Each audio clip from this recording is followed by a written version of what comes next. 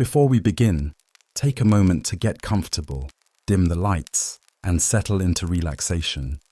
If you enjoy videos like this, don't forget to like and subscribe to the channel. It really helps us keep making content for you.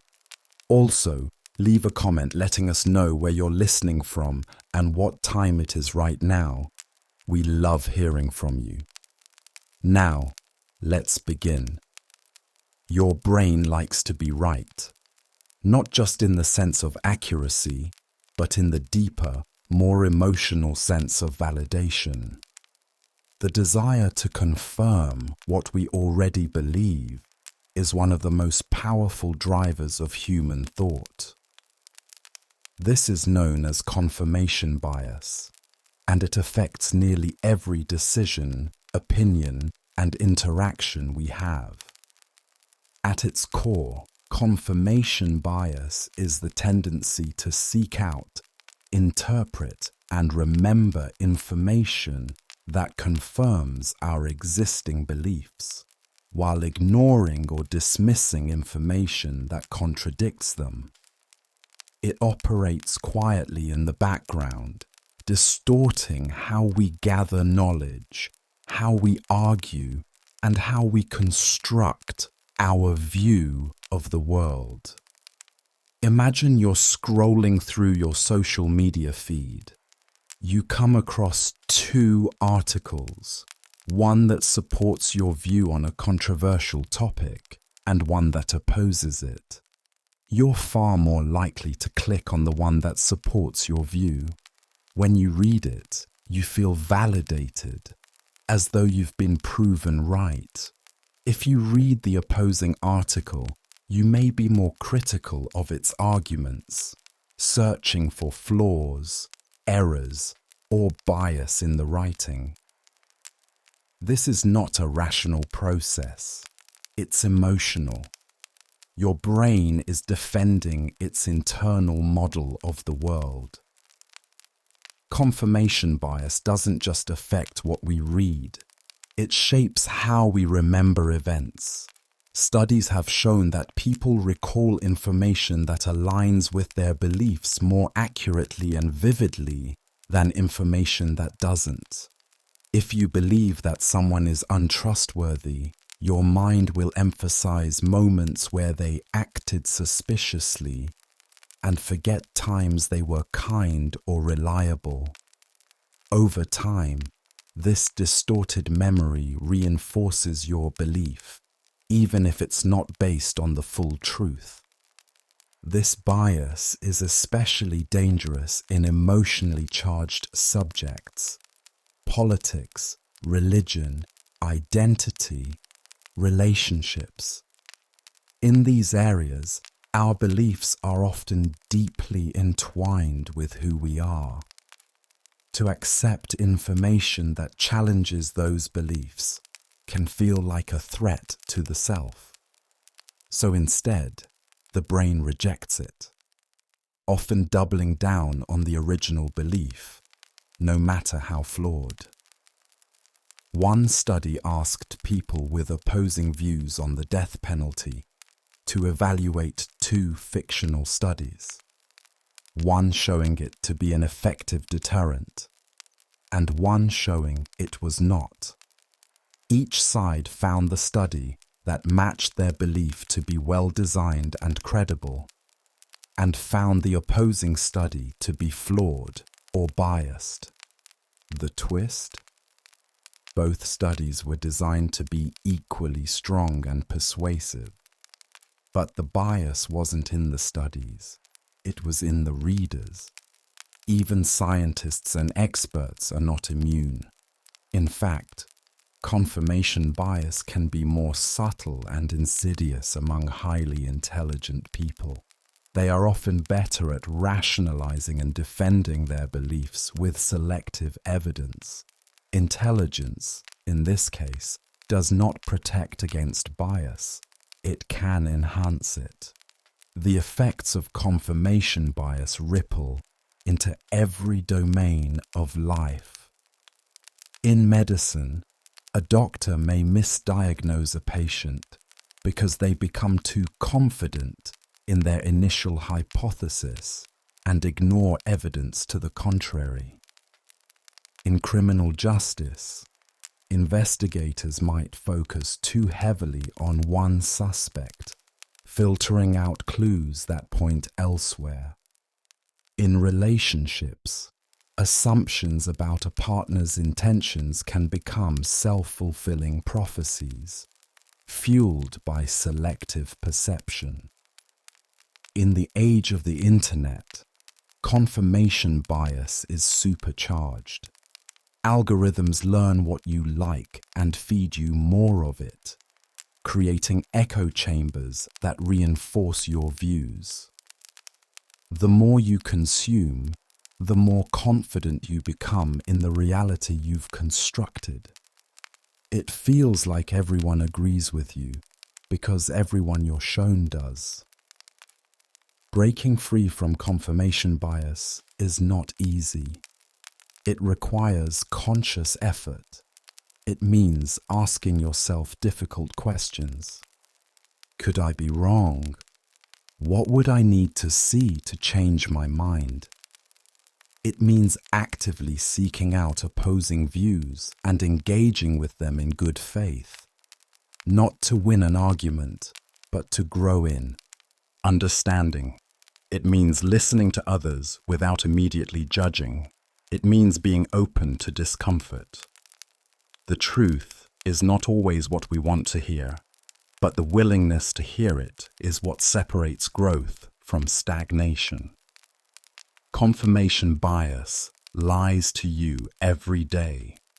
It whispers that you're right, that the world is as you believe it to be. But sometimes the path to clarity starts with doubt. Sometimes being wrong is the first step to seeing things clearly. Your brain is a storyteller, but it doesn't always tell the truth. Often, it doesn't even mean to lie. It simply uses what's closest, what's loudest, what's most recent. This is the essence of the availability heuristic, a mental shortcut where your brain judges the frequency, probability, or importance of an event based on how easily examples come to mind. It sounds simple, even harmless, but it quietly warps how you see the world. Imagine you're asked, what's more dangerous, sharks or cows? Most people immediately say sharks. Images of razor-sharp teeth, dark fins slicing through water, and dramatic movie scenes flash into memory. The threat feels real and vivid. But the truth: cows kill more people than sharks every year. They trample, charge, or cause fatal accidents on farms. But these events don't get headlines. They don't inspire blockbusters. They don't live rent-free in your imagination. Sharks dominate the news cycle because they are novel, cinematic, and terrifying. And because of this, your brain overestimates how often shark attacks happen and underestimates the mundane, untelevised dangers around you. This is the availability heuristic in action. It affects not just your fears, but your decisions. After a plane crash is widely reported, many people choose to drive instead of fly. Flying feels dangerous because the images of burning wreckage and grieving families are vivid and unforgettable. But driving is, statistically, far more lethal. Still, because car crashes are common, localized, and less sensational, they don't occupy the same space in your memory. The brain assumes, if I can think of it easily, it must happen often. If I can't think of it, it probably doesn't happen much. This is a lie, and it's one that can have profound consequences. The availability heuristic plays tricks with your sense of danger, justice, morality, and success.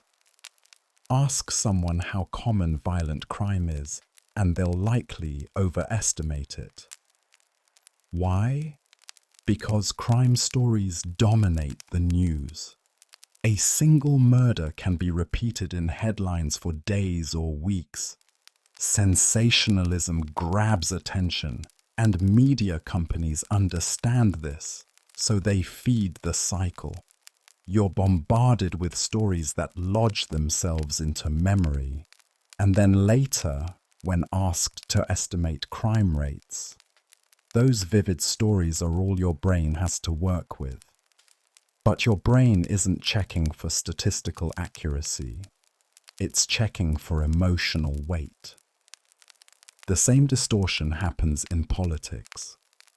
If you're exposed to repeated stories of corruption from one political party, you may assume it's far more common than it really is, regardless of which party is being covered.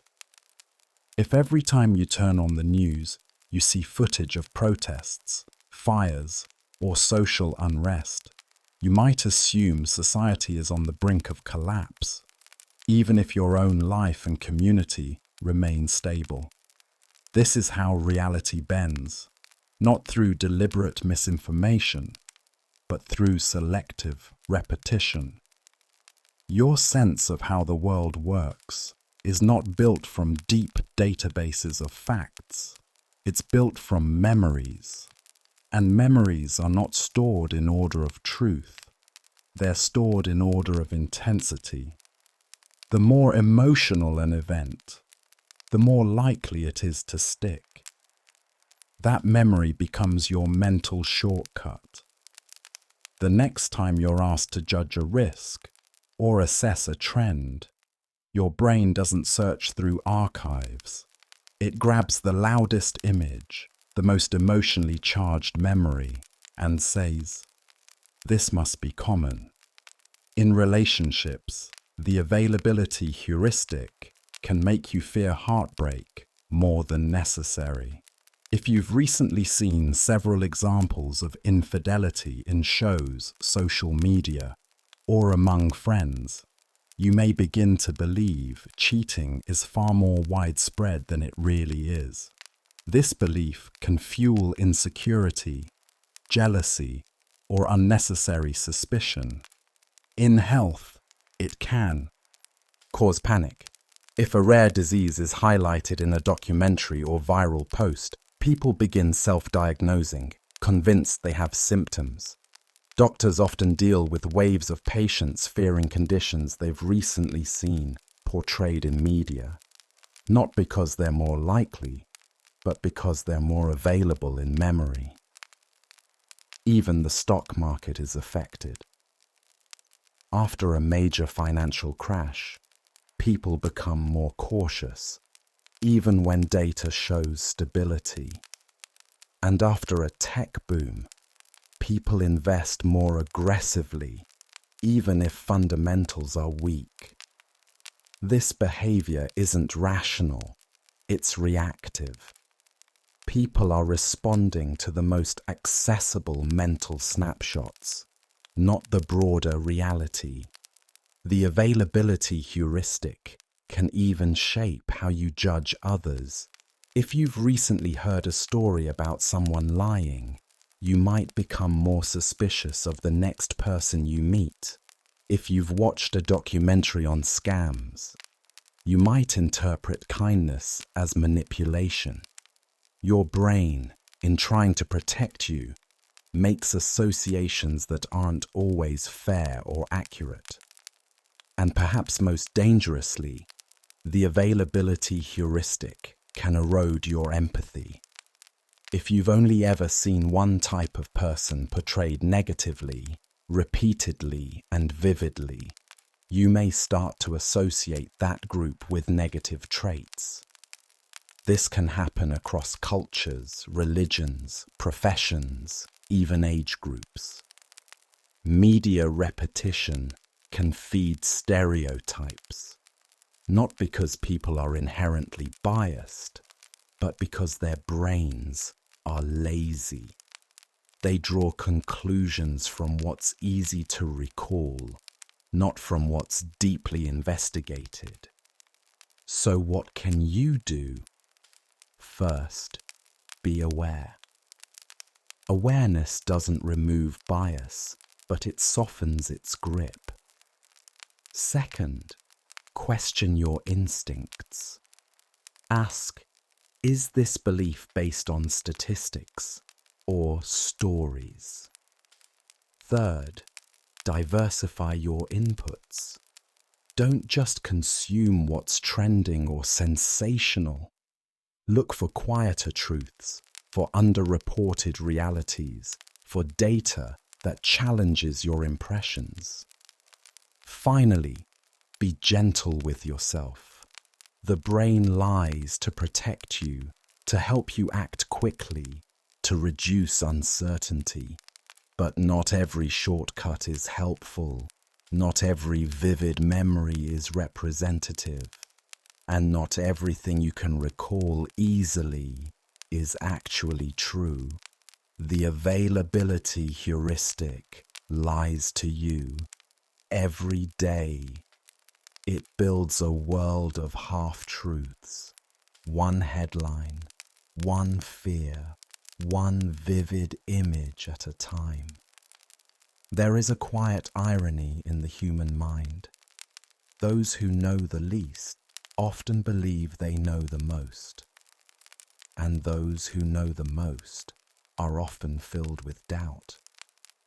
This phenomenon is known as the Dunning-Kruger effect, named after psychologists David Dunning and Justin Kruger, who identified a striking pattern. People with low skill or knowledge in a particular area tend to significantly overestimate their own competence. Meanwhile, those with higher levels of knowledge are more likely to underestimate their own abilities. This is not arrogance, it's ignorance of ignorance, a blindness to one's own blind spots. To understand why this happens, we must look at how confidence is formed. Confidence often comes from feeling in control, feeling certain. But certainty can be misleading. When someone begins learning a new topic, they often experience a quick spike in confidence. At first, everything seems simple. The basics are clear. The logic seems graspable. They may think, I understand this. But what they don't realize is that the simplicity is an illusion. They are standing on a hill of false confidence, a place sometimes called Mount Stupid. This early surge of confidence is deceptive. The individual hasn't yet reached the depth of knowledge required to see the complexity of the subject. They don't know how much they don't know. This lack of self-awareness is a key feature of the Dunning-Kruger effect. Only as people continue learning, delving into subtleties, contradictions, and edge cases, does their confidence begin to fall. They enter what's called the valley of despair, a stage where they become painfully aware of their limitations. Here, they see the depth and breadth of the field. They realize that mastery is far away. Confidence dips, but accuracy increases. They're now more aware, more cautious, more humble. Eventually, with experience and study, confidence may rise again. But it's a different kind of confidence. It's quieter, more flexible, and filled with nuance. This is the domain of the expert, someone who recognizes that knowledge is layered and understanding is never complete. The Dunning-Kruger effect appears in all walks of life. In the workplace, you might encounter a new employee who seems overly confident, ready to take charge, critique systems, or challenge experienced staff. At first, they may be persuasive, but their overconfidence is often built on a shallow understanding of the complexities beneath the surface. Meanwhile, seasoned professionals may hesitate, second-guess, or speak in caveats, not because they are unsure, but because they understand the exceptions, the risks, the unseen variables. Their humility is mistaken for doubt. In education, students with lower test scores often rate their performance higher than it is. Conversely, high-performing students tend to underestimate how well they did. This self-assessment gap highlights a dangerous reality. Sometimes the people most certain about their knowledge are the most wrong. In politics, this effect is magnified. Voters with limited information may hold the strongest opinions. Complex policies are reduced to slogans. Nuance is dismissed. Debates devolve into confidence contests rather than thoughtful discussions. The more someone knows, the more they may hesitate to speak with certainty. But the loudest voices are often the least informed. The Dunning-Kruger effect is also present in areas like health, parenting, finance, art, science, and philosophy. Someone watches a few YouTube videos on nutrition and begins dispensing dietary advice. Another person reads a motivational book and starts offering life coaching. A few online tutorials turn into claims of expertise. But true understanding is slow, iterative, and grounded in humility. What makes this effect so insidious is that it's invisible to those experiencing it. If you lack the skills to evaluate your knowledge, you also lack the ability to see your own shortcomings. It's a double bind. Incompetence robs you of the very insight you need to realize you're incompetent. Dunning and Kruger's original study in 1999 demonstrated this with startling clarity. They asked participants to complete tests in logic, grammar, and humor, then estimate how well they performed. The bottom quartile of performers dramatically overestimated their scores. They believed they were above average. Some even thought they had outperformed nearly everyone. But the reality was starkly different. Their confidence was disconnected from their actual ability. This disconnect isn't just a personal problem, it has social consequences. When the least informed people speak with the most certainty, they often influence others. Confidence is persuasive.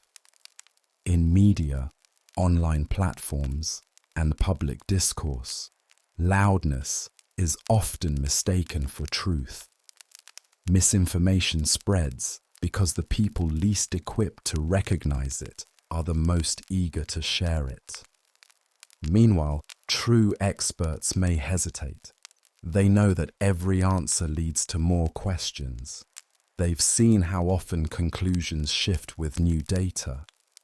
Their language is filled with qualifiers. It seems, based on current evidence. This is complex. But in a world that rewards certainty, their careful speech can be drowned out. The Dunning-Kruger effect explains why overconfidence is so persistent. It's not about personality or ego. It's about perception. The mind protects itself by simplifying the world, but in doing so, it often builds illusions of competence. So how can we defend against this illusion? The answer begins with humility. Acknowledge the possibility that you might be wrong. Ask yourself, how do I know what I know? What is the source of my confidence? Have I truly explored this topic, or am I relying on surface impressions? Next, embrace learning. Seek out deeper sources. Talk to experts. Read beyond summaries and headlines. Listen more than you speak. Let questions guide you, not answers. Also, cultivate intellectual humility in others. Encourage thoughtful disagreement. Reward curiosity, not bravado. Create spaces where people feel safe admitting they don't know something. This is how collective intelligence grows, not through certainty, but through exploration. Finally, remember, doubt is not weakness. It's the beginning of wisdom.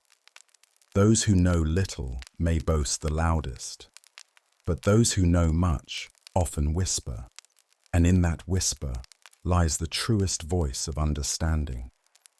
The Dunning-Kruger effect lies to you by making you believe you've reached the peak of knowledge, when in fact, you've only just stepped onto the path. The deceptive simplicity of the Dunning-Kruger effect lies in its universality. It's not just something that happens to other people. It happens to all of us, at different times, in different subjects, under different conditions. Intelligence, education, or experience can't fully protect you from it. In fact, the more skilled or specialized you become in one domain, the more susceptible you might be to overestimating your understanding in another. This is sometimes called domain transfer overconfidence. For example, someone highly successful in business might believe they are also qualified to make pronouncements on climate science, education policy, or psychology. Their success builds confidence, but that confidence doesn't always translate into insight. The mind misapplies competence. The voice inside says, "I'm smart, so I must be right." But expertise doesn't generalize as easily as we think. This illusion is reinforced by social feedback. Confident people are often praised, listened to, and promoted, regardless of accuracy. In meetings, in classrooms, in group discussions, the person who speaks first or most assertively can steer the conversation.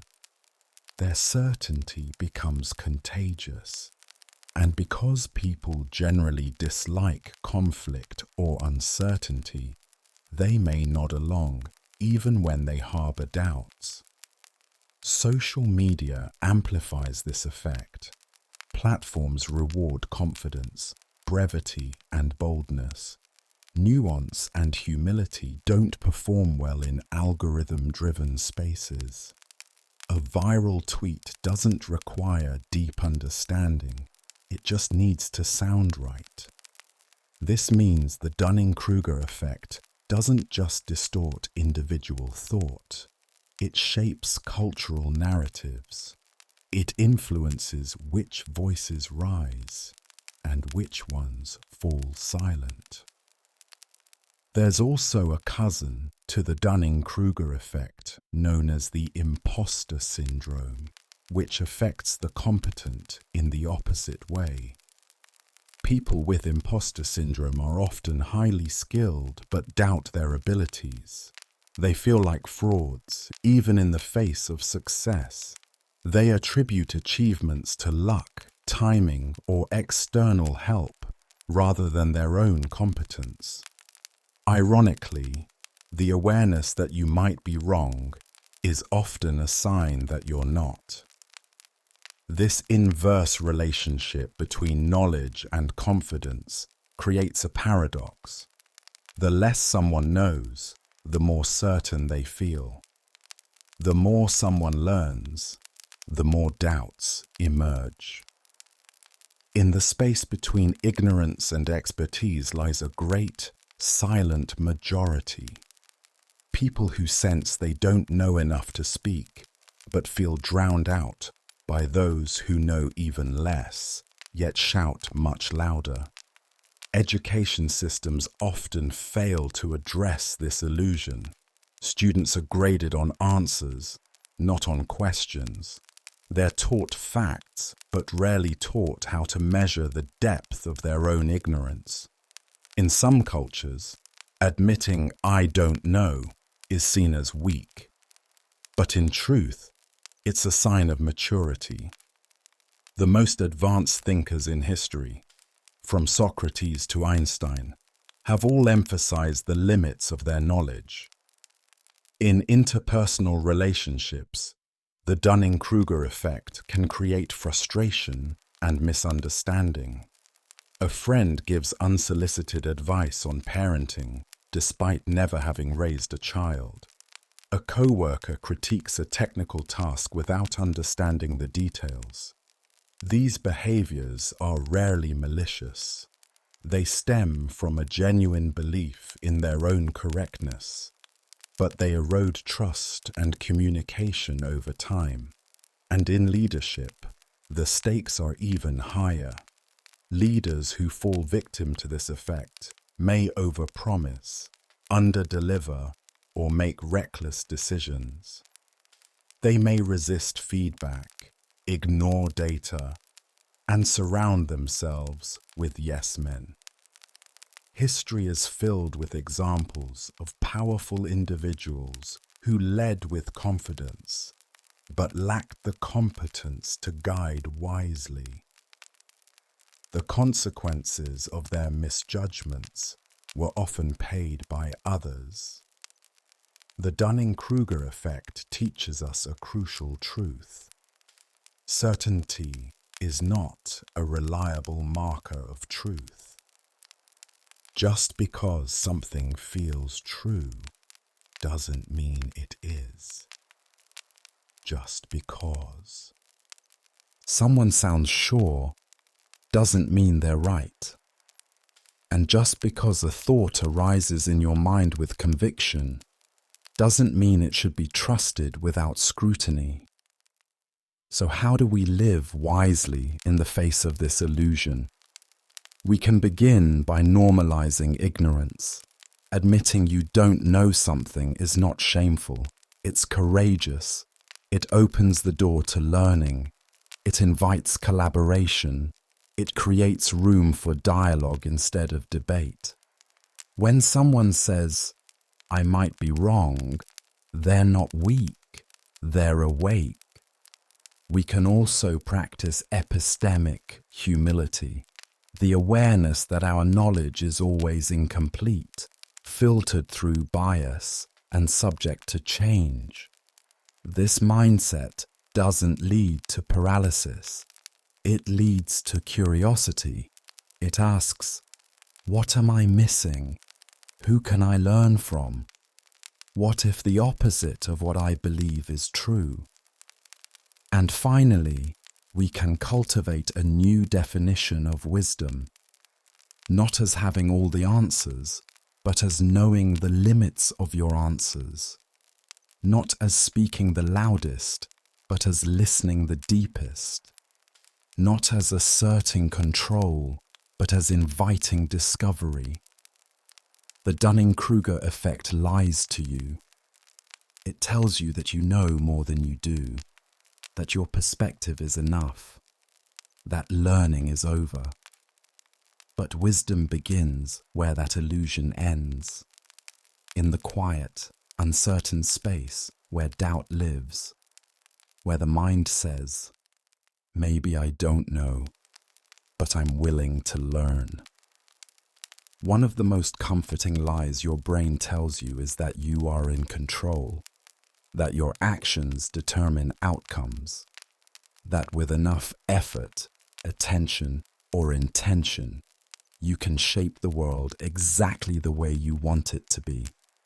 Sometimes this is true, but just as often, the feeling of control is an illusion, crafted by your mind to protect you from uncertainty, anxiety, and chaos. This is known as the illusion of control.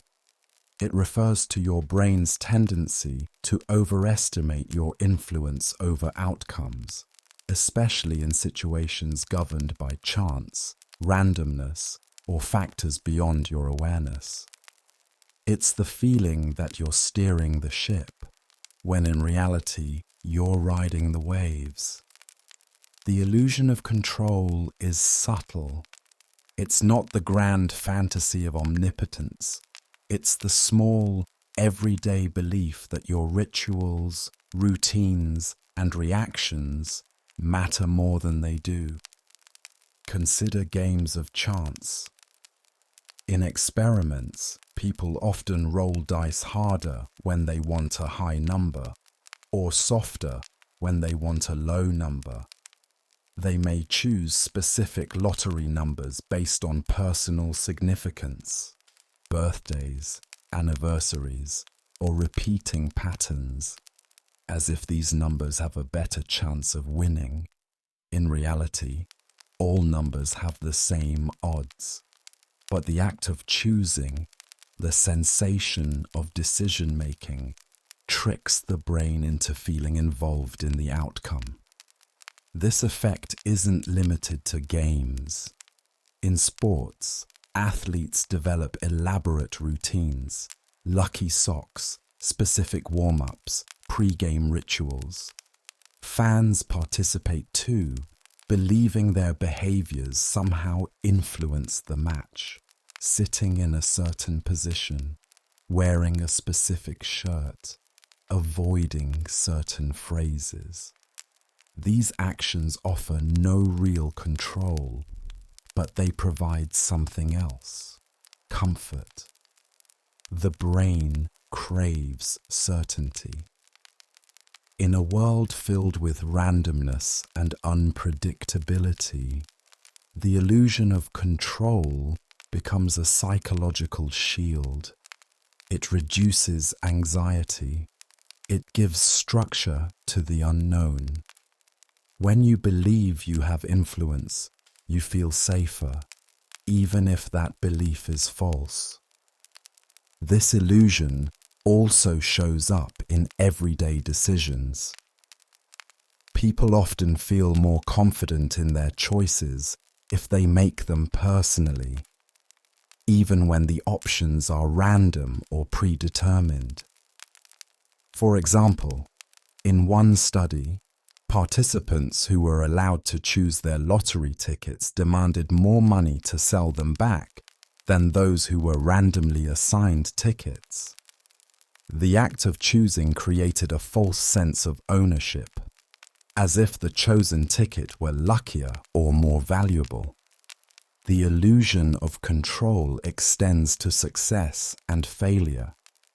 When things go well, people often attribute the result to their own actions, decisions, or abilities. They say, "I worked hard, I planned well, I deserved this." When things go poorly, they may blame external factors, the economy, other people, bad luck. This asymmetry protects self-esteem but distorts reality.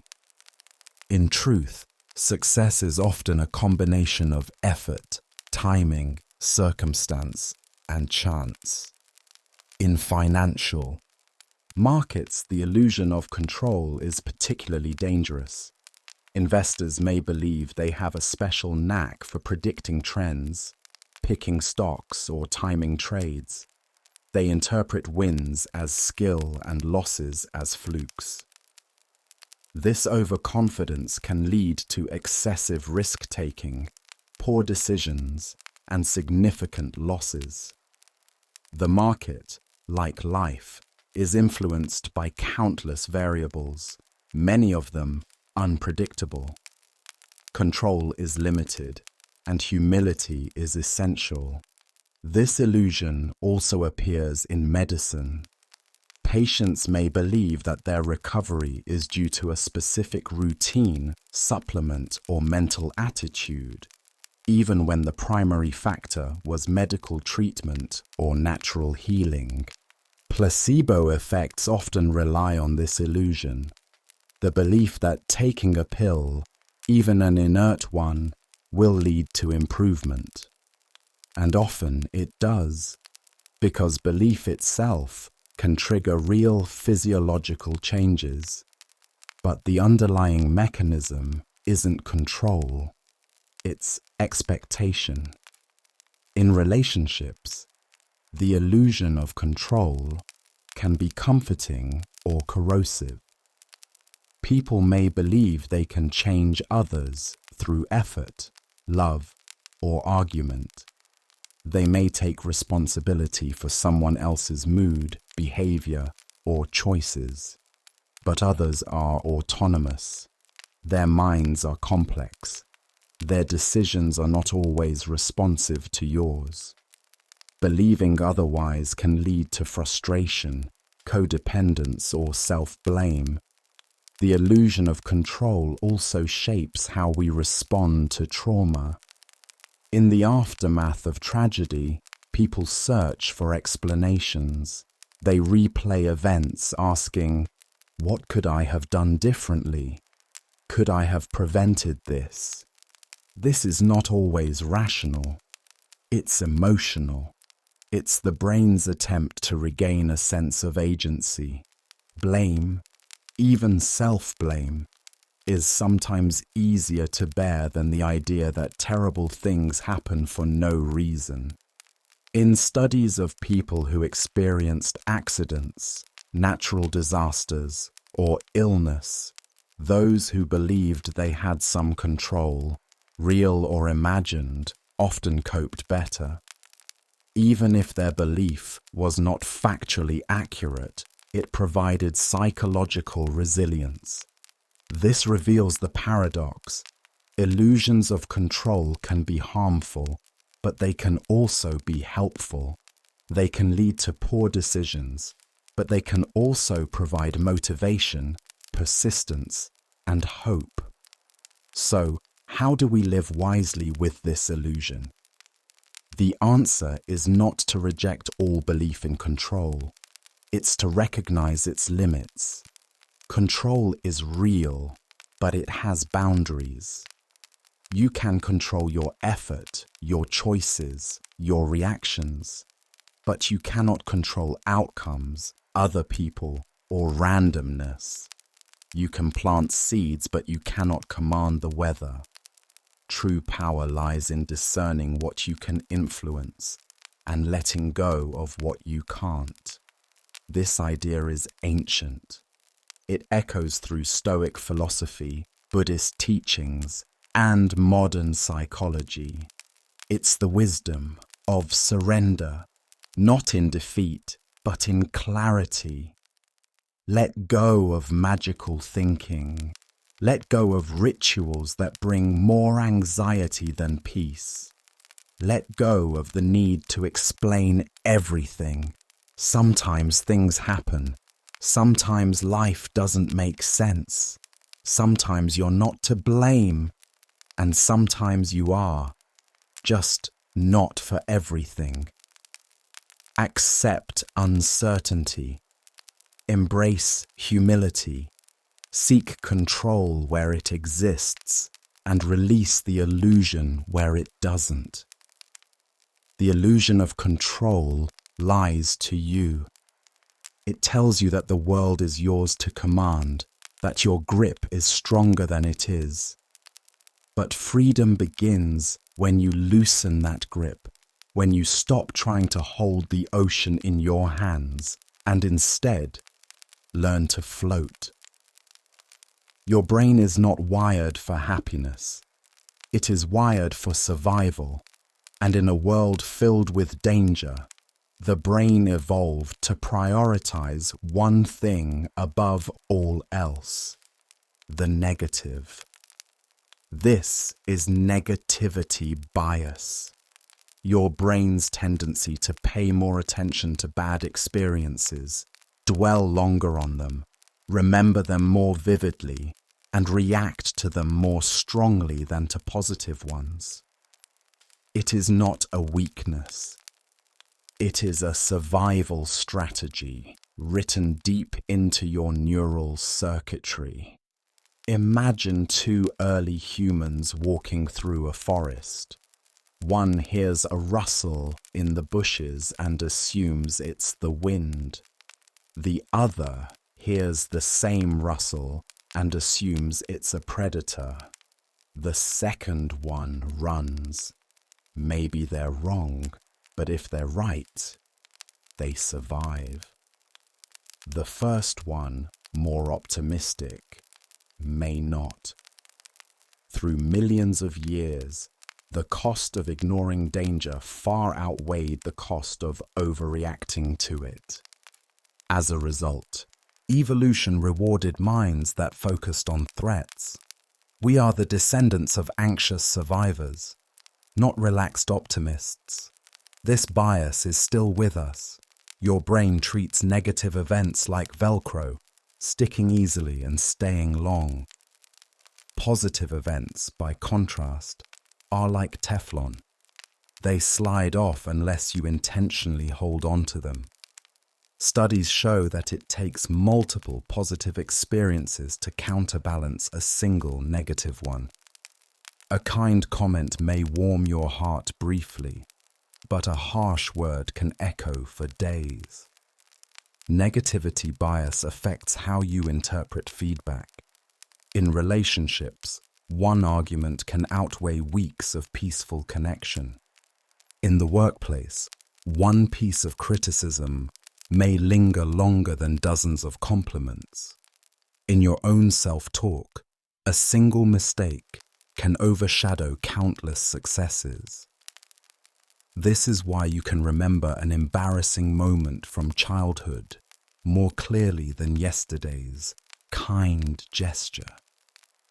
Why a single failure can feel like proof of inadequacy.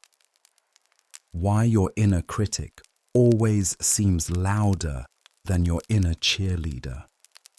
The media amplifies this bias. News is disproportionately focused on conflict, disaster, crime, and outrage because negative stories attract more attention. Viewers are drawn to danger. Headlines are designed to trigger your ancient threat detectors.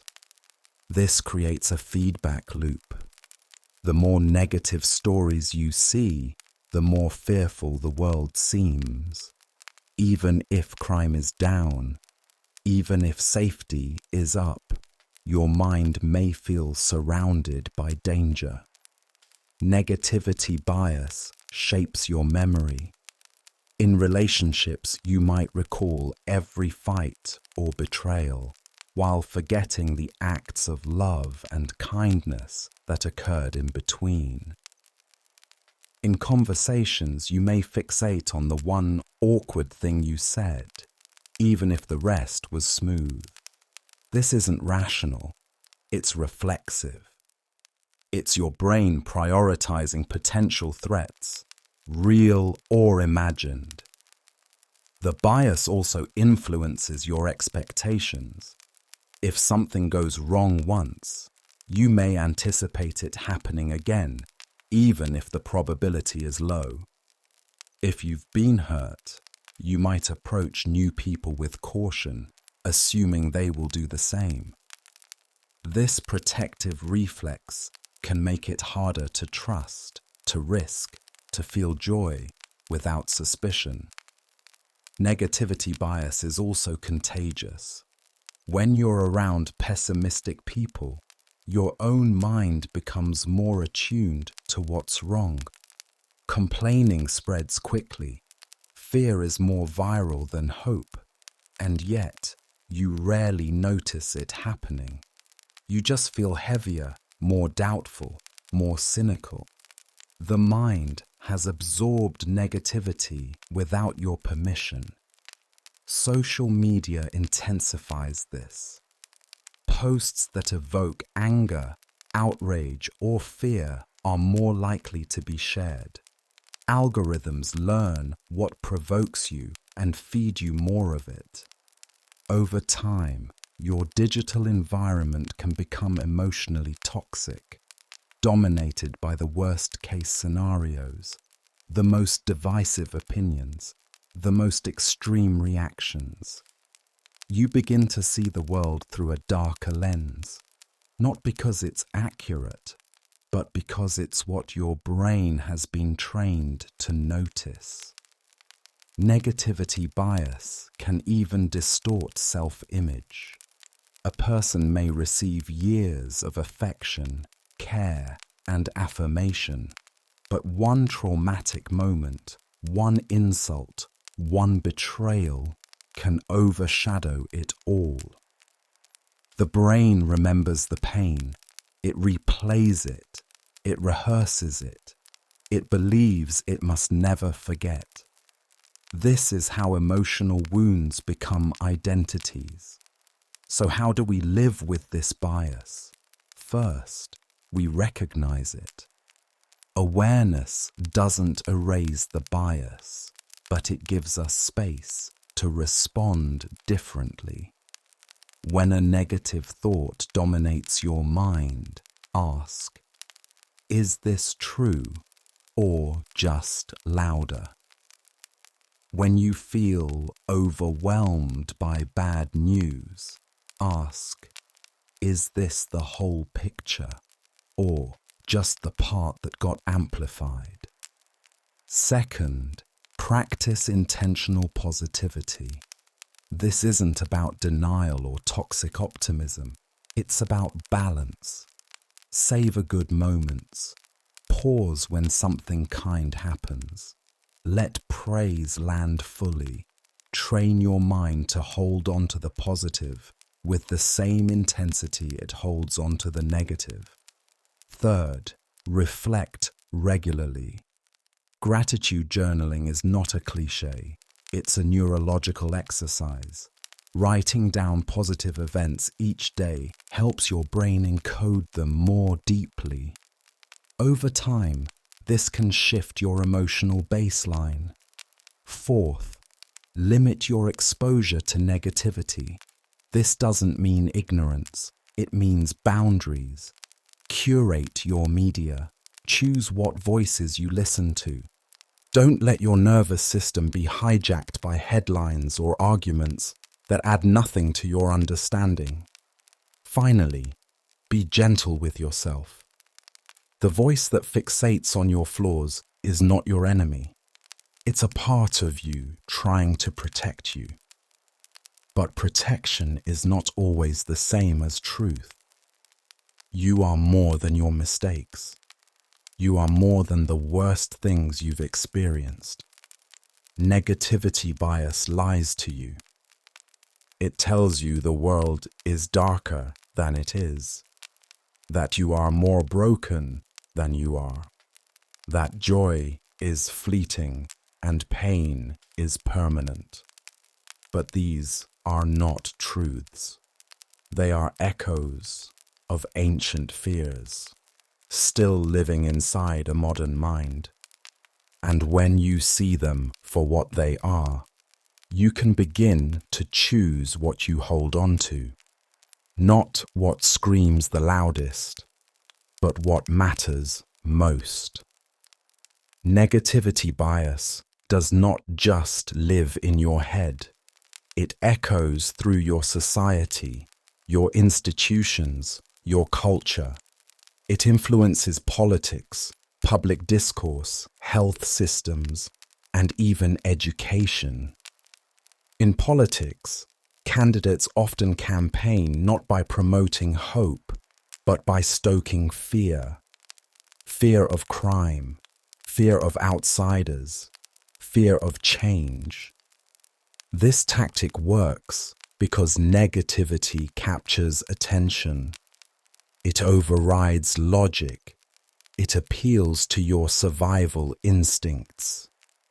Political ads that warn of catastrophe, moral decline, or threats to identity are far more effective than calm explanations of policy.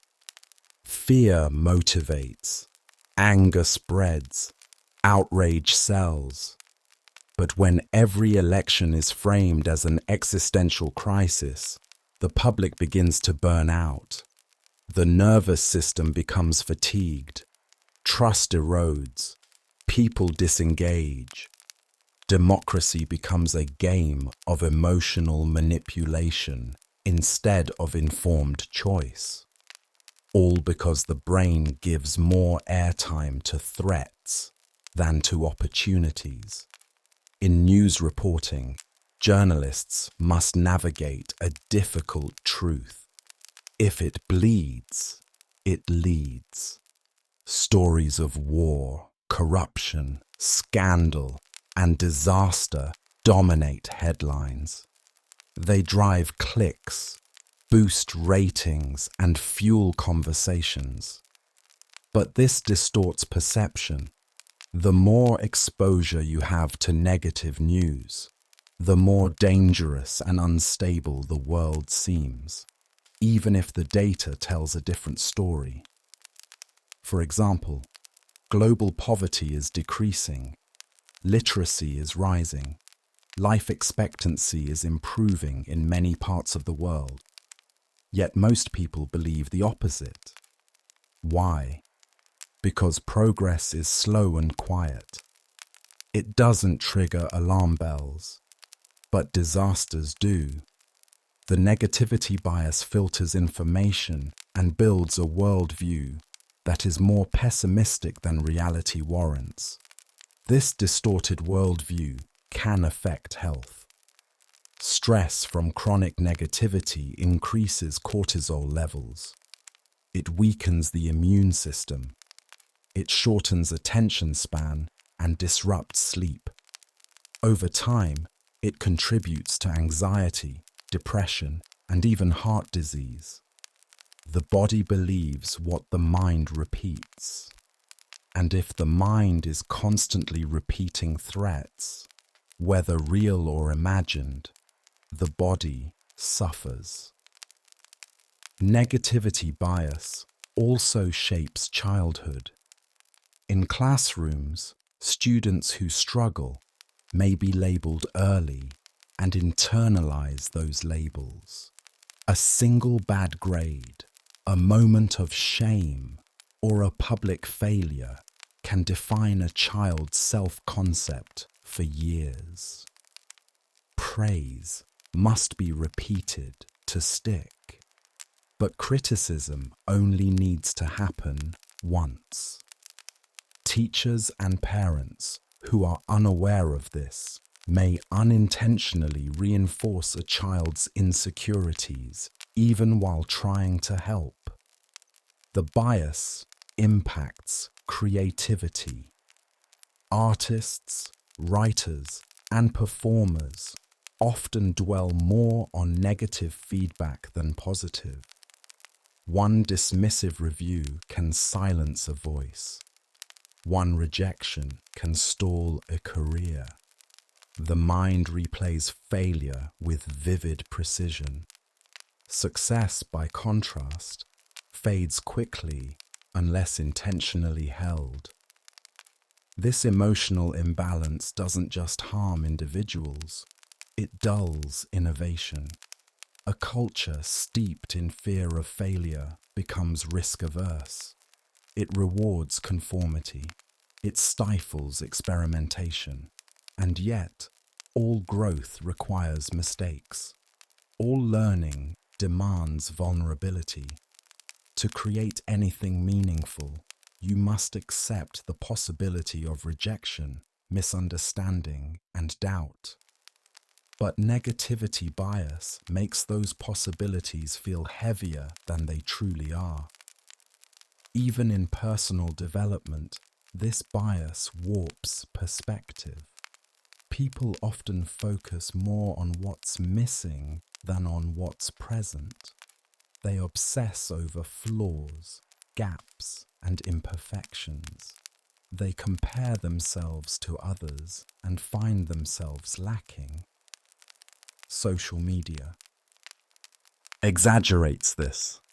Highlight reels of other people's lives become the backdrop against which your own struggles feel uniquely personal. You see smiles, but not suffering. Triumphs, but not the path to get there. And so, your brain tells a lie. Everyone else is doing fine. You're the one who's behind. But that thought is built not on facts, but on filtered impressions, emotional triggers, and ancient circuitry. What can be done? Start by naming the bias. Call it out when you notice it. If a single bad moment threatens to ruin your day, ask, am I giving this more power than it deserves? If one critical voice drowns out many kind ones, ask, is this voice accurate or just louder? Next, lengthen the life of positive moments. When something good happens, don't rush past it. Let it linger. Stay with it for 10, 20, 30 seconds. Savor the feeling. This practice, called positive neuroplasticity, helps the brain encode joy more deeply, balancing out the natural tilt toward pain. Limit your exposure to unnecessary negativity.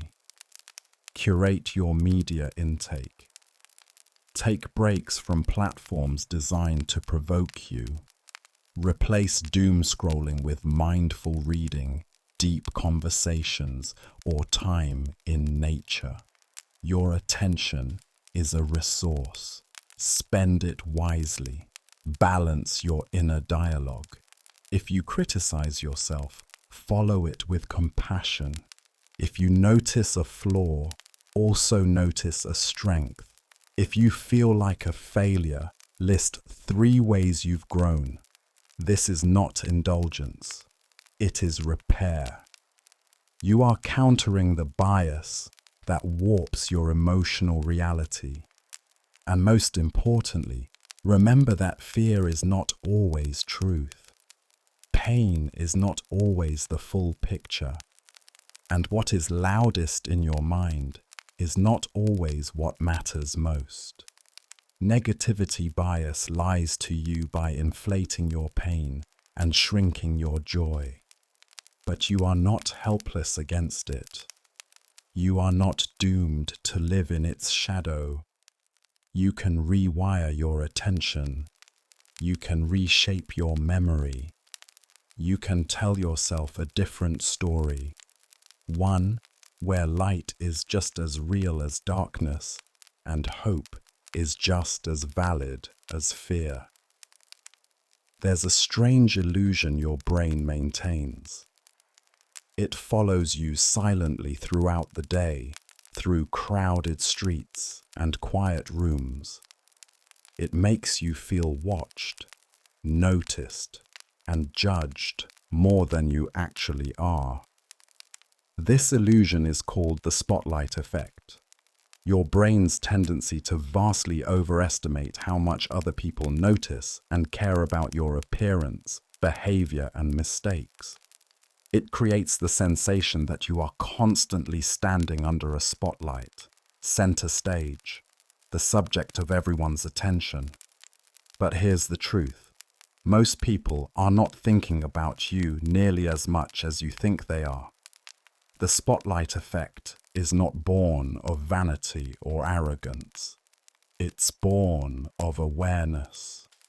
You are the center of your own experience. Every thought, action, and emotion you have is deeply felt by you. And because your inner world is so vivid, you assume it must be equally visible to others. But it's not. This disconnect between self-perception and external attention creates unnecessary anxiety. You wear a new outfit and worry it's too loud. You stumble over your words and replay the moment for hours. You get a blemish on your face and feel like it's glowing under a microscope. But to others, these details barely register, if at all. Their attention is scattered. Their focus is limited. They're caught in their own spotlight, just like you. Studies have confirmed this repeatedly. In one experiment, participants were asked to wear an embarrassing t-shirt, a large image of a celebrity, into a room full of strangers. Later, they were asked to estimate how many people had noticed the shirt. They guessed that nearly half the room had. In reality, only about a quarter did. The discrepancy was consistent. People consistently believed they were more noticed than they were.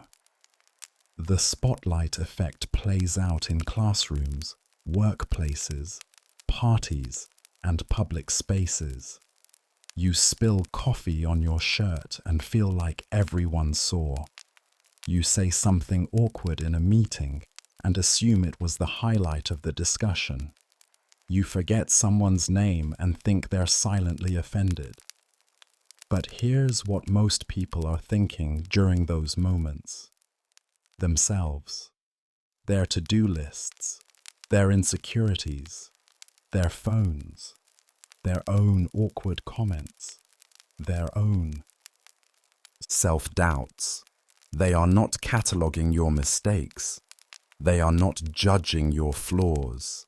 They are too busy with their own. The spotlight effect is emotionally draining.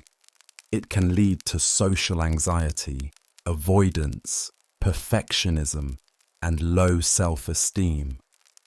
You may avoid speaking up, not because you lack something to say, but because you fear how you'll be perceived. You may decline invitations, fearing awkwardness. You may obsessively analyze your past interactions, searching for signs of embarrassment or rejection. This pattern traps you. It turns everyday moments into imagined performances. It makes you believe that normal human errors, forgetting a name, mispronouncing a word, having a stain on your shirt, are public failures. But they're not. They're invisible. And even when they are noticed, they're rarely remembered, because people are more forgiving than your brain tells you.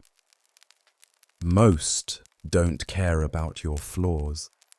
Some don't even see them. And the few who do are likely to forget them within minutes. Memory is short, attention is scarce, judgment is rare, at least the kind you fear. The spotlight effect also impacts self-expression. It can silence creativity. You may hold back your opinion, your art, your humor, thinking it will be mocked. But the irony is that vulnerability is often what connects people. When you hide yourself out of fear of being noticed, you also hide your ability to be seen in the right way, fully, honestly, humanly. It's important to remember that the fear of judgment is often worse than judgment itself. Most of the time, what you dread doesn't happen, and when it does, it's fleeting. The audience moves on, the moment passes, life continues. So how can you step out of the spotlight? Start by practicing perspective shifting. When you feel self-conscious, ask, what might the other person be focused on right now? Chances are, it's not you. It's their own thoughts, worries, and feelings. This shift can be liberating. Second, reframe your errors. What if the thing you're obsessing over is not a mistake, but a moment of authenticity? A reminder that you are human, relatable, real. People connect more easily with those who are flawed than with those who pretend to be perfect. Third, laugh at yourself. Humor is a powerful antidote to shame. It transforms embarrassment into a shared experience. It turns tension into ease.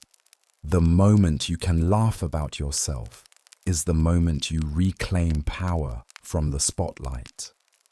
Fourth, notice how little you remember about others' small errors. Think back. How often do you recall someone else's awkward pause, minor stain, or nervous laugh? Probably rarely, if at all. That's your proof. Just as you forget others' slip-ups, they forget yours. And finally, accept the truth. You are not the center of everyone else's world. That may sound humbling, but it's also freeing. It means you're allowed to make mistakes, to experiment, to be visible without being perfect. It means you can stop performing and start living. The spotlight effect lies to you. It tells you that all eyes are on you, that every flaw is magnified, every misstep remembered. But in truth, you are just one part of a vast, distracted, preoccupied world where everyone is looking at themselves, not at you. And in that anonymity, there is peace, there is freedom, there is space to be yourself. The spotlight effect does not just affect how you feel in the moment, it influences how you shape your entire life. Many of your choices, habits, and even goals are subtly guided by the belief that others are watching, judging, or evaluating you. But when this belief goes unchecked, it can quietly shrink your world. You may choose outfits not because they express who you are, but because they avoid attention. You may hesitate to try something new, not because it lacks appeal, but because you fear looking inexperienced. You may censor your humor, your opinions, your personality, just to reduce the perceived risk of embarrassment. Over time, this constant self-monitoring can lead to a kind of social fatigue, a chronic low-level anxiety that prevents ease, spontaneity, and joy. This is the cost of believing the lie that everyone is watching you, that you must always perform, that any mistake will be noticed and remembered. But here's the reality. Most people are far more forgiving and far less observant than your mind assumes.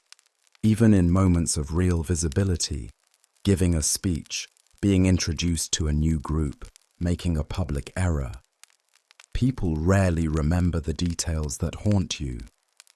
What they recall, if anything, is how you made them feel. And often, they're too busy analyzing their own presence to fixate on yours. This becomes even clearer when you reverse the lens. Think about the last time you witnessed someone else stumble in public. Maybe they dropped something, misspoke, forgot their lines. Now ask yourself, did you judge them harshly? Or did you feel empathy, maybe even amusement? Did you think about it hours later? Days? Likely not. The memory faded quickly, or became part of a shared human moment. You didn't obsess over their error, so why assume others will obsess over yours? The spotlight effect also has a long shadow. It can shape your self-concept over time. If you constantly believe you're being judged, your mind starts to internalize that judgment, even when it never happened. You might remember walking into a room and feeling awkward. No one said anything, but you interpret the silence as disapproval. That memory becomes part of your narrative. I'm awkward in groups, but the truth is, no one was thinking that. You were just caught in your own mental spotlight. And that spotlight can become a prison. Social media makes it worse. Platforms are built to simulate visibility, likes, shares, views, comments. You feel like you're being watched, judged, scored. But much of this is illusion. The metrics are shallow. The audience is often passive. And the feedback, whether positive or negative, is filtered through anonymity, algorithms, and cultural noise. Yet your mind treats it as real, as personal, as proof that you're being seen. This constant simulated spotlight trains your brain to expect judgment everywhere, even offline, even when you're alone. You might replay past conversations in your head, analyzing every sentence. You might hesitate before posting, worried what others will think. You might decline opportunities because they come with visibility, but the price of hiding is steep. You trade growth for safety, authenticity for caution, aliveness for the illusion of invisibility. And yet, there's a way out. It begins with reframing visibility. Being seen is not inherently dangerous. In fact, it's necessary for connection, for growth, for meaning. When you let yourself be seen, flaws and all, you give others permission to do the same. Vulnerability invites honesty. It deepens relationships. It clears the air of pretense. The next step is to build exposure tolerance. This means doing small things that trigger your self-consciousness, then observing the outcome. Wear the outfit, say the joke, ask the question, share the idea, and then watch as the world keeps turning. You'll discover that the worst-case scenario rarely happens, that even when people notice you, they're usually kinder, quieter, or more indifferent than you expected. Another technique is called normalization. Remind yourself regularly, everyone feels this. Everyone worries how they're perceived. Everyone has a version of the spotlight effect. This knowledge makes you less alone and less convinced that your discomfort is unique or accurate. Practice self-distancing. Instead of thinking, I looked ridiculous. Reframe it as, my brain told me I looked ridiculous. This tiny shift reminds you that your thoughts are not facts. They're just stories your mind tells to explain discomfort. You can choose to believe them or not. And above all, remember this: confidence is not the absence of self-consciousness. It's the willingness to move forward in spite of it. It's saying, maybe someone noticed, maybe they didn't. But I showed up anyway. The spotlight effect lies to you. It says the world is watching when really the world is wondering if you're watching them. It says every eye is on you when most eyes are turned inward. It says you must be perfect to be accepted, when in truth, you are accepted most when you're imperfect, when you're real. You are not on stage. You are not being graded. You are not a performer in someone else's story. You are simply human, walking through a world full of other humans, all trying to figure it out, all hoping to be seen and not judged. And that is enough. Your mind does not want the truth. It wants to be right. And that simple preference, being right over being accurate, is one of the most powerful, persistent, and misleading habits in the human brain. This is the essence of confirmation bias, your tendency to search for, interpret, and remember information that confirms your existing beliefs, while ignoring or dismissing information that contradicts them. It begins with a belief, any belief, that a political party is corrupt, that a food is dangerous, that people from a certain background behave a certain way. Once that belief is in place, your brain becomes an editor, curating evidence to support it. You notice facts that align with it. You seek out voices that echo it. You recall stories that reinforce it. And you avoid, discredit, or forget the rest. This process is unconscious. It feels like you're being rational. You think you're just gathering evidence, but you're not. You're filtering evidence, often without realizing it. Confirmation bias is not a flaw of intelligence.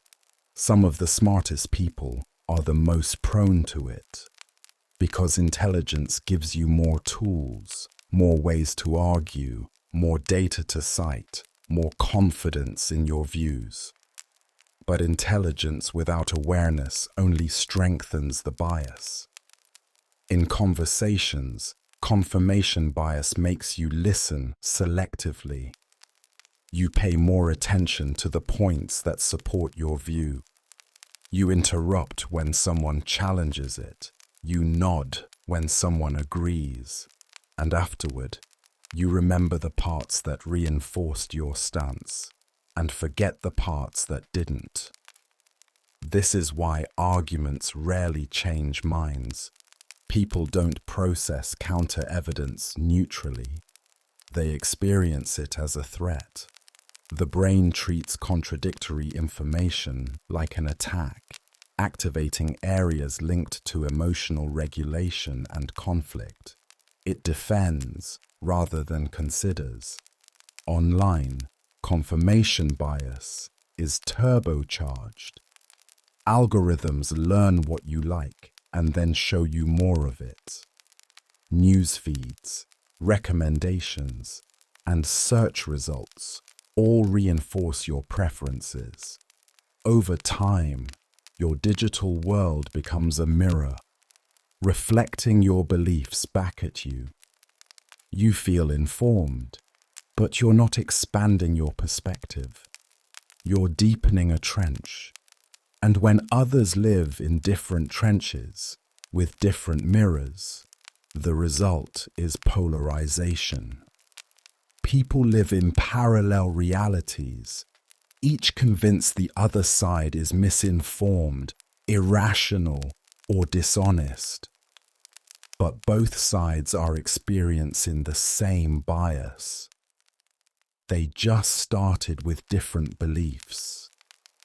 Confirmation bias shapes what you Google, what you click, what you remember. It makes you think your view is the most common, the most obvious, the most supported, because it's the one you're constantly exposed to. It affects how you judge people. If you believe someone is lazy, you'll notice when they rest, but not when they work. If you think someone is cold, you'll interpret silence as rudeness, but ignore their quieter gestures of care. Your belief becomes a filter, and the person becomes a reflection of your expectations, not their reality. In health, confirmation bias can be dangerous. Someone who believes a certain treatment works will look for stories of success and ignore studies that show harm. A person convinced they're sick might interpret normal sensations as symptoms, reinforcing their fear. Once the belief is in place, the mind bends the evidence to match. Even in your relationship with yourself, the bias is active. If you believe you're bad at something, you'll focus on every failure and overlook every improvement. If you think you're unlovable, you'll notice rejection and discount affection. The brain builds a case for its own conclusions. So, how can you fight this? The first step is to expect it. Assume that you are biased, not as a moral failing, but as a default setting. Awareness softens certainty. It opens the door to curiosity. Second, seek disconfirmation. Ask yourself, what would prove me wrong? What's the strongest argument against my view? Then go looking for it. Not to win an argument, but to understand the full picture. Third, diversify your information sources. Read from different outlets. Listen to people with opposing views, not to agree, but to stretch your mind. If you only hear one side of an issue, you're not thinking, you're echoing. Fourth, slow down. Bias thrives in speed.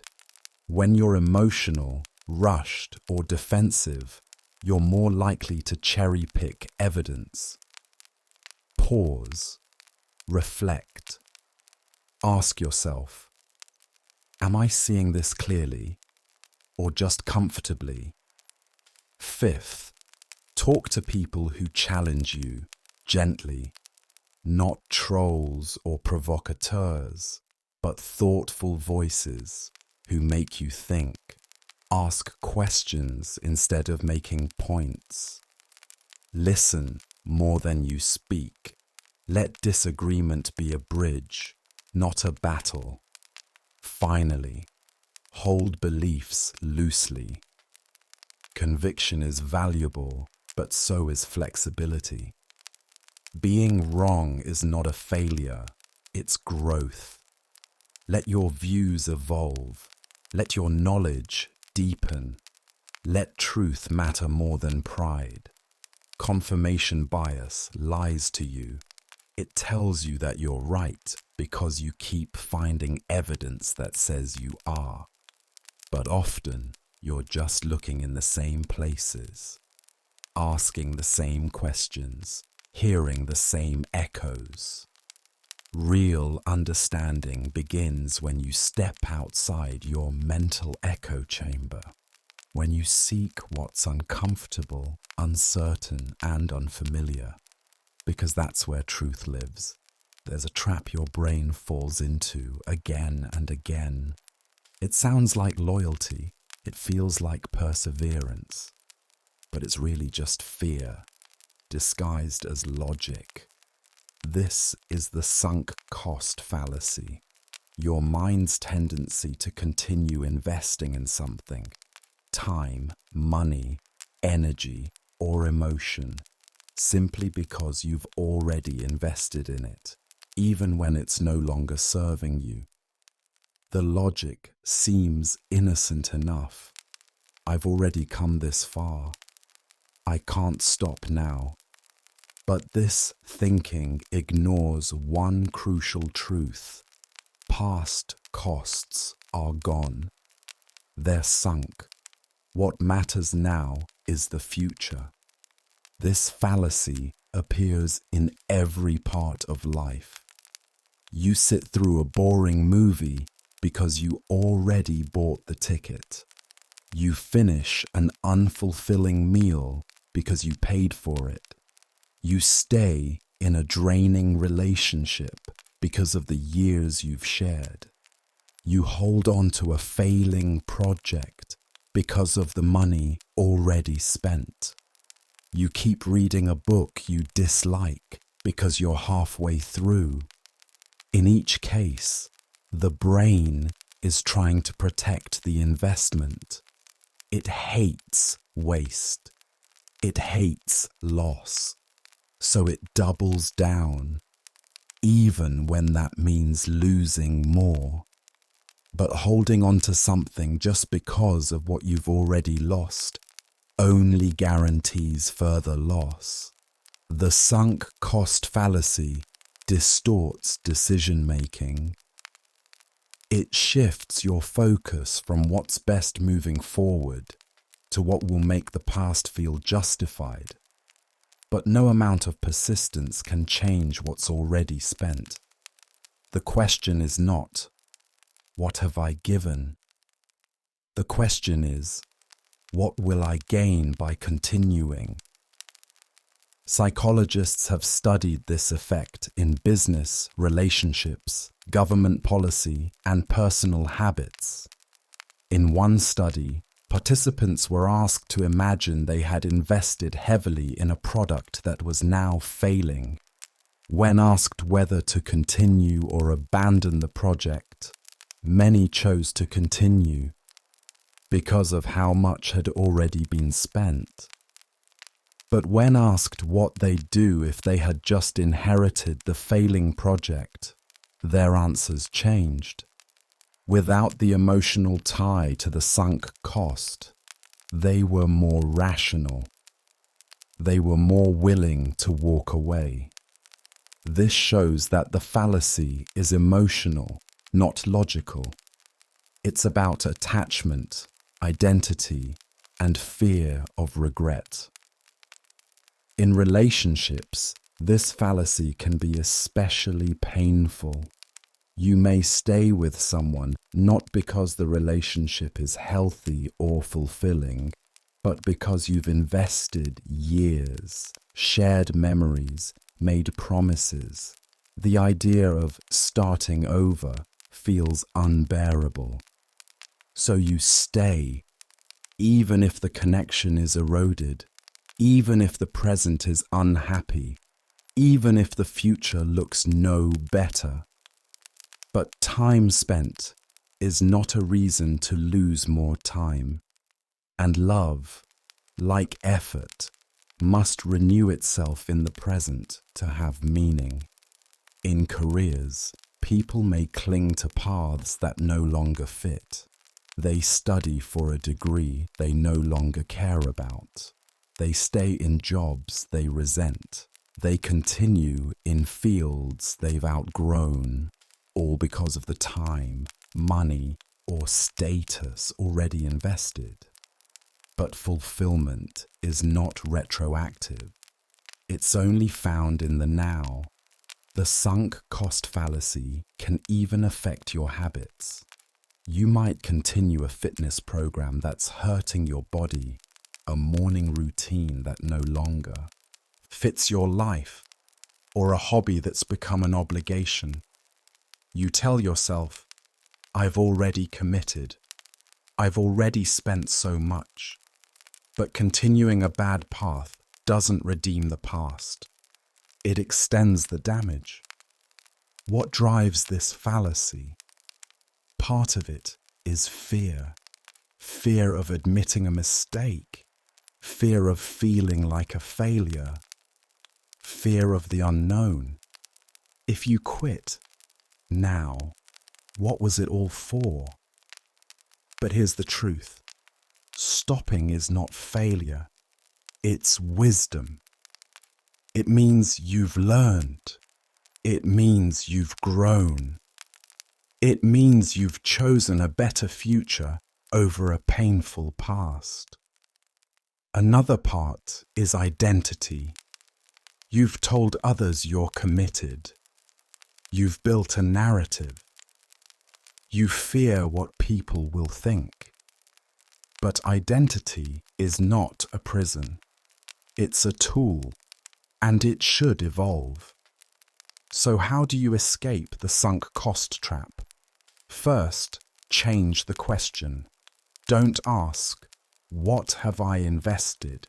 Ask, if I had nothing invested, no time, no money, no emotion, what would I do now?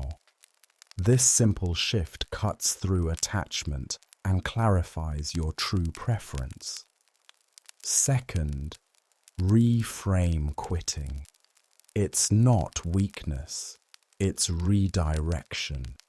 When a ship is sinking, abandoning it is not cowardice, it's survival. Third, remember that letting go is not erasing the past. Everything you've done, felt and learned still matters. But its value is not in whether you continue, it's in what it taught you. Fourth, practice sunk cost awareness in small ways. Don't finish a book you hate. Don't keep watching a show you've lost interest in. Don't hold on to objects, habits, or relationships that no longer bring meaning.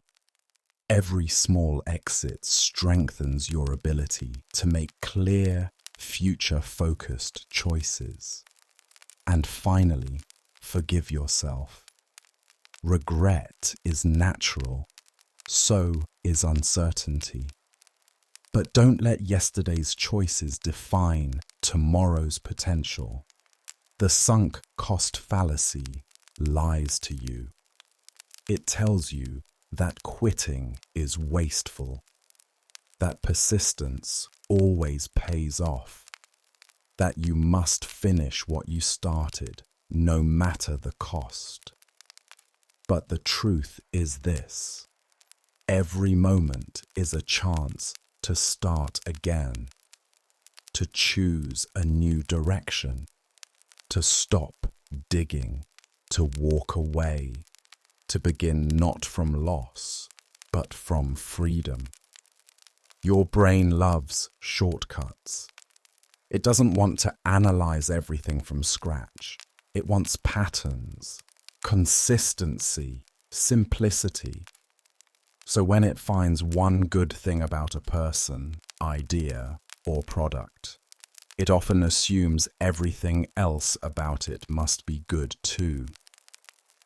This is the halo effect, a cognitive bias where your overall impression of someone influences how you feel and think about their character or abilities in other areas, even when there's no connection. For example, if someone is physically attractive, your brain is more likely to assume they are also intelligent, kind, trustworthy, and competent, even if you have no evidence of those traits. If someone is confident, you may assume they're also capable. If a person is famous, you may believe they're wise. The effect works like a spotlight. One bright trait illuminates everything around it. And it doesn't just apply to people. A well-designed website makes you trust the company more. A product with sleek packaging seems more effective. A charismatic speaker makes a weak argument sound convincing. A popular book feels more valuable, even before you read it. The halo effect operates beneath awareness. You're not making a rational judgment. You're filling in the blanks emotionally. One good impression bleeds into every category. In hiring, this bias can distort fairness. A candidate who dresses well, speaks confidently, or shares your interests may be rated as more qualified, even if their experience is average. Meanwhile, a quieter or less polished candidate might be overlooked, despite having stronger skills. This creates unequal opportunities where style is mistaken for substance. In schools, attractive students are often rated more favorably by teachers. They may be seen as more intelligent or better behaved, even when their work is similar to others. In courtrooms, juries are more likely to assign lenient sentences to good-looking defendants. In dating, people might ignore red flags because the person seems charming or successful. The halo effect also shows up in reverse, called the horns effect. If someone does one thing wrong or has one disliked trait, you may assume everything else about them is flawed. A celebrity makes a mistake and suddenly their talent is questioned. A coworker is late once and now they're seen as unreliable. Both effects simplify complex realities, but they do so at the cost of truth. You stop seeing individuals. You start seeing assumptions. You don't evaluate things fully. You judge based on fragments. This distortion affects self-perception too. If you succeed in one area, you may feel confident in areas you haven't tested. If others praise you for one skill, you may assume you're equally good at everything. This can lead to overconfidence or fear of being found out. The media amplifies the halo effect constantly. Celebrities are treated as experts on topics far outside their experience. Influencers who are good at entertaining become authorities on health, politics, or philosophy. Companies use beautiful imagery to sell poor products. Politicians use charm to mask lack of depth. The brain, overwhelmed by stimuli, uses one trait to explain the whole. So how can you break free from this illusion? Start by slowing down. When you feel drawn to someone or something, ask, what is this reaction based on? Do I have real evidence for the conclusions I'm making, or am I filling in the blanks with emotion? Second, separate traits. Just because someone is kind doesn't mean they're competent. Just because someone is successful doesn't mean they're ethical. Break the link between unrelated qualities. Third, expose yourself to multiple perspectives. Read reviews. Get second opinions. Ask deeper questions. The more data you gather, the more the illusion weakens. Fourth, challenge the first impression. If you dislike someone quickly, pause. Ask, what's really behind this feeling? You may discover it's not about them. It's about your expectations, experiences, or mood. Fifth, diversify your circles. If you only engage with people who match your ideal traits, your brain will keep reinforcing the halo effect. But when you build relationships across appearance, background, and personality, you start to see people as whole, complex beings. Finally, practice humility. Your instincts are fast, but not always accurate. Your impressions are human, but not infallible. Wisdom means knowing the difference between what feels true and what is true. The halo effect lies to you.